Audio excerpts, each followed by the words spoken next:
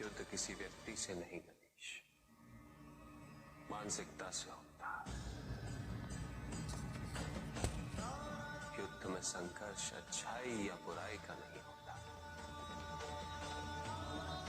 सभी में अच्छाई है और बुराई भी है पुत्र। युद्ध तो विचारधाराओं का होता है।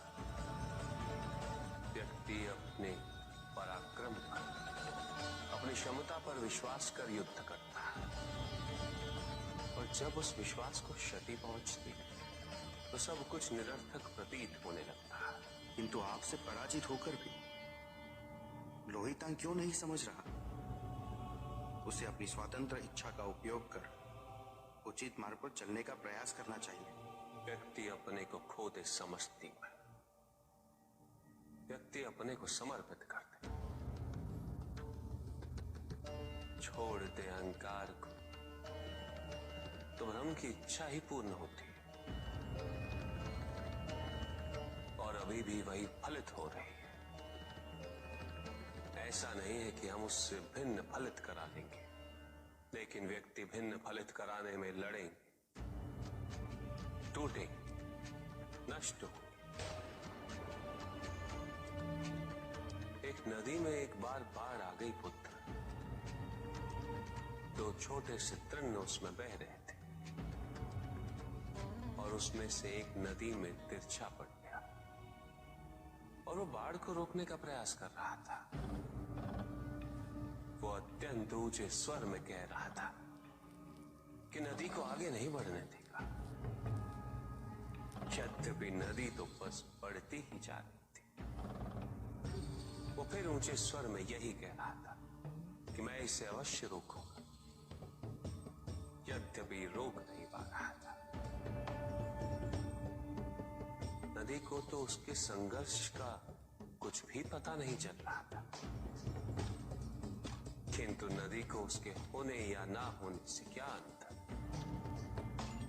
उस कण के लिए तो यह अत्यंत महत्वपूर्ण था। उसका जीवन तो संकट में था, वो तो बस बहे जा रहा था। वो जहां भी पहुंचता, किंतु उससे पहुंचना तो संघर्ष करके ही था। किंतु ये बीच का क्षण, ये बीच का काल दुख, पीड़ा, द्वंद्वता का काल है। वहीं दूसरी ओर जो दूसरा तृण था, उसने अपने को समर्पित कर दिया।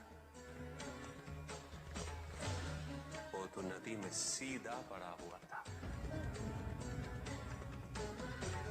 नदी के प्रवाह के साथ साथ बहता जा रहा था, और उसे ऐसा प्रतीत हो रहा था जैसे कि वो नदी को दिशा दे रहा है, उसे प्रवाहित होने में सहायता कर रहा है। वो तो ये निश्चय कर बैठा था कि नदी को समुद्र तक पहुंचाकर ही रहेगा, किंतु नदी को उसकी उपस्थिति का भी आभास नहीं था। नदी पर उन दोनों के होने या ना होने का कोई प्रभाव नहीं था। नदी तो बस बहे जा रही थी। ब्रह्म की इच्छा को जाना नहीं जा सकता, किंतु ब्रह्म के साथ एक अवश्य हुआ जा सकता है, और तब व्यक्ति की अपनी इच्छा तो खो ही जाती है, केवल उसकी इच्छा ही शेष रह जाती है। लोहितांग को अपनी आगे की यात्रा पूरी करने हेतु अत्यंत महत्वपूर्ण निर्णय अवश्य लेने होंगे। केवल उसके अहंकार को, अपितु उसके आत्मसम्मान को भी क्षति पहुंची। जहां से इस युद्ध का अंत हुआ है, वहीं से लोहितांग के अंतर युद्ध का आरंभ हुआ है, और जो भीतर पराजित होता है, उसे हर दिशा में केवल पराजय ही दिखती है।